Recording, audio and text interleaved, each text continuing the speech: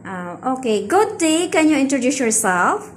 Good day, ma'am and sir. I am Michelle May Espino, married, 30 years old, and I have 2 kids, 10 years old and 5 years old. Okay.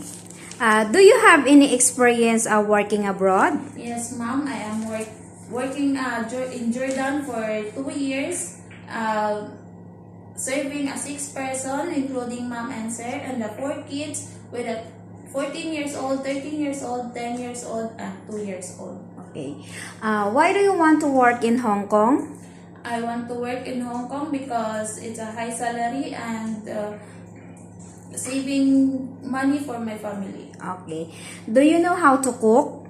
Yes, ma'am. I'm good in cooking Filipino food, a little bit Arabic food, and I'm willing to learn how to cook a Chinese food.